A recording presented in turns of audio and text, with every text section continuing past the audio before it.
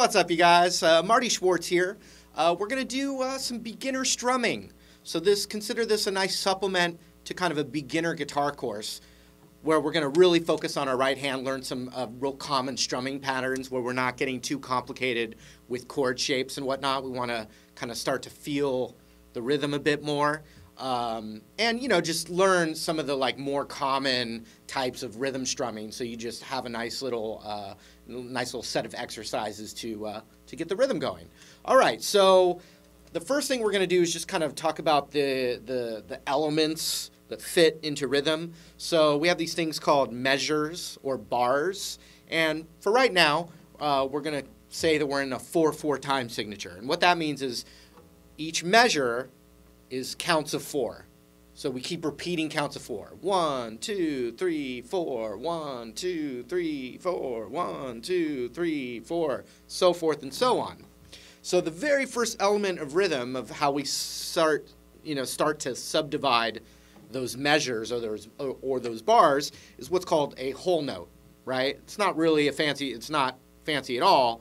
It's a note or an attack or a rhythm that lasts all 4 counts. So if I said I'm going to pick a G chord, all right? Doesn't matter what chord right now, but let's say we were going to strum whole notes, and I counted us off, and I said 1, 2, 3, 4, 2, 3, 4. That was a whole note. It lasted the entire measure, right? So let's say we played 4 measures, whole note for each measure on a G chord. You would count it off. 1, 2, 3, 4. 1, 2, 3, 4. 1, 2, 3, 4. 1, 2, 3, 4. A whole note could be a single note. 1, 2, 3, 4. 2 measures, whole notes for each measure. 1, 2, 3, 4. 2, 2, 3, 4. All right? So then the next element would be called half notes, where now it takes up half the time. So if we had a G chord and we wanted to play 2 half notes in the measure, it would be 1, 2, 3, 4. 1, 2, 3, 4. So that would be an open circle with the line down, as opposed to a whole note, which is just an open circle, takes up the whole measure. And we're not learning to read music right now. I'm just breaking down the kind of foundation of rhythm in this little section, and then we're going to start doing some patterns, all right, with the ups and the downs and the down, up, down, ups, and of things of those nature. So we've got whole notes, which take up 4 counts. 1, 2. We've got a half note that takes up half of that, 2 counts. 3, 4. So 1 half note through a measure would be 1, 2, 3, 4. 1, 2, 3, 4. If we played 2 half notes in that measure, then we're going 1, 2, 3, 4. 1, 2, 3, 4. 1, 2, 3, 4. All right, so those are half notes. Then we get quarter notes. I had to think about that for a second. Quarter notes are a strum per count. 1, 2, 3, 4. 1, 2, 3, 4. 1, 2, 3, 4. So we're starting to subdivide down those counts, right? So we have a whole note, which takes up 4 counts. 1, 2, 3, 4. We have half notes that take up half, so it would take 2 of those. 1, 2, 3, 4. Then next we have what are called quarter notes, which is 1 strum per count. 1, 2, 3, 4. 1, 2, 3, 4. 1, 2, 3, 4. 1, 2, 3, 4. And so far we've done all down strums for that. So the next subdivision there are eighth notes, which now is 1 and 2 and 3 and 4 and 1 and 2 and 3 and 4 and so what we're going to do with those is we're going to do a down on the number, and then on the and we're going to do an up strum. So if we're doing eighth notes now, we would do 1 and 2 and 3 and 4 and 1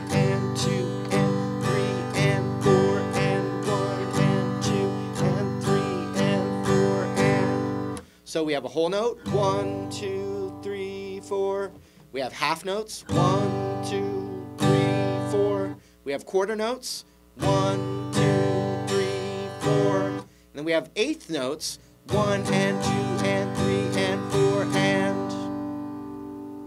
Then we have 16th notes, which we have to strum pretty fast, and the words we say for that are 1E and a 2E and a 3E and a 4E and a 1E and a 2E and a 3E and a 4E and a 1E and a 2E and a 3E and a 4E and a 1E and a 2E and a 3E and a 4E and a 1E and a 2E and a 3E and a 4E and 1, 2, 3, 4.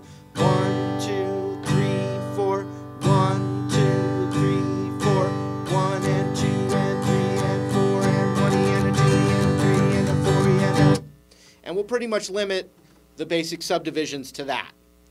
So what rhythm is are combinations of all the whole notes, half notes, quarter notes, eighth notes, 16th notes, plus what are called rests, which are the open space in between.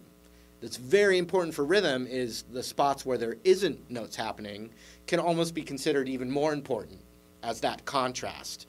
And then we have triplets, which are 3 notes per count. So if I said 1, 2, 3, 4, triple a, triple a, triple a, triple a. So that was 1, 2, 3, 1, 2, 3, 1, 2, 3, 1, 2, 3, 3 notes per 1 beat.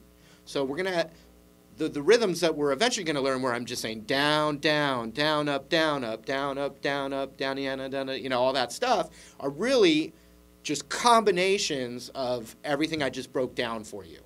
It's okay if you you know, don't know music theory or are taking music classes. You're fine, but I wanted to kind of explain and break down the essence of what's going on with these rhythm patterns. It's a combination of all those things that I just showed you right now. So coming up, when we get into the next video, we're going to just start with some simple common strum patterns. And, you know, I'm going to pick some chords, some of the basic chords out. But, you know, we really want to focus on the rhythm part of it, our right hand, if you're right-handed, you know, the strumming with a pick. A flimsy pick, if you're a super beginner, really helps give you a little forgiveness. And, you know, like I said, I'll give some chord examples, but we're definitely more focused on our right-hand rhythm right now. So we're going to zoom in and work on some cool rhythm patterns.